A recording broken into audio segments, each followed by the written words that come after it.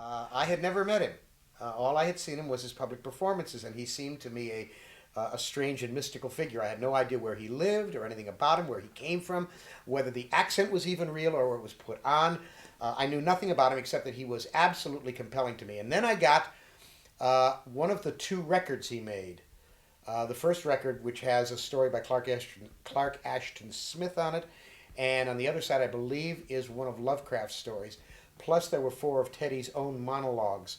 And I played it over and over and over again until I wore it out, an LP, and then I had to buy another one, and that was impossible to find in those days before the internet because you had to go to old vinyl dealers, and an album like that was just very, very rare. In 1957, I used to go and hear him. He was not Brother Theodore then, he was just Theodore.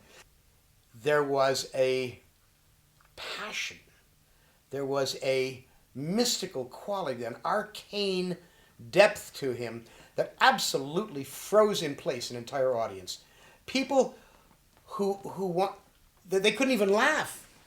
They couldn't even laugh. I mean, it was hilarious stuff, but you couldn't even laugh for fear of this power encompassing you. He was absolutely the most paralyzingly compelling performer I've ever seen. He said this, he said, "You know, Harlan, you and I are very much alike." And I said, "How's that, Teddy?" He insisted I call him Teddy.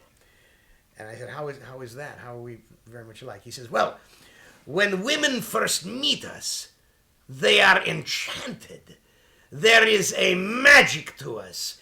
We are high verbal, and we have ideas, and there is scintillance. The sparks fly off us, and they love it. And they see the strength, and they see the passion, and they say, yes, I must cleave to this, I must cling to this, I want to be a part of this. And they do, and they are with us for a day, and a month, perhaps a year, and then they say, when will he shut up? When will he stop? And they run shrieking into the streets."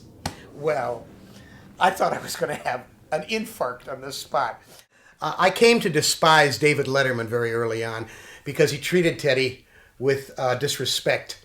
He had one of the great raconteurs, one of the great speakers of our time, a wit and a brilliance unparalleled. And he treated him as if he were a freak, instead of perceiving the grandeur in him and going along with him and enhancing him and using him more often.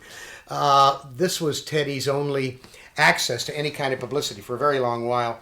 And so he had to, if not kowtow, at least mitigate to Letterman's rude behavior.